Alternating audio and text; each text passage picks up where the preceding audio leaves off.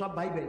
তো সব যদি আমরা ভাই ভাই হই, আমি তো হিন্দু, ওই মহিলা বলছে আমি তো হিন্দু, তা আপনার মক্কা মদিনে আমরা যাইতে পারি না কেন? এটা কঠিন প্রশ্ন। আমি চিন্তা করলাম কি জবাব দেয়। আমার কাছেও জবাব আছে, কিন্তু উনি কি বলেন সেটা শোনা দরকার। উনি জবাব দিলেন, বোন আপনার বাড়ি কই? কই তো ইন্ডিয়ায়। জন্মস্থান কোথায়? এখানে। আমার জন্মস্থানও এখানে। আচ্ছা বোন, আপনি কি জানেন যে ইন্ডিয়ায় এমন এমন জায়গা আছে যেখানে এখানে জন্মগ্রহণ করার পরেও সে জায়গায় আপনি আর আমি যাইতে পারি না? এরকম জায়গার নাম জানেন? কোন এরকম জায়গা থাকবে কেন? আমি ইন্ডিয়া জন্মগ্রহণ করছি, সব জায়গায় যাইতে পারি।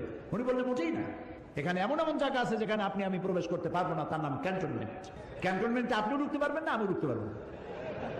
ক্যান্টনমেন্টে ঢুকবে যারা নিরাপত্তার দায়িত্বে, দেশ রক্ষার দায়িত্বে যারা আছে, যে কোনো মুহূর্তে ডাক দিয়ে পড়ে জান দেওয়ার জন্য, রক্ত দেওয়ার জন্য, জীবন দেওয়ার জন্য ঝাঁপায় পড়বে, সেসব সেনাবাহিনীর জন্যই ক্যান্টনমেন্ট তৈরি করা হয়। ওখানে আপনি আর আমি যাইতে পারবো না। ইসলামের একটা ক্যান্টনমেন্ট আছে, সেটার নাম মক্কা আর মদিনা।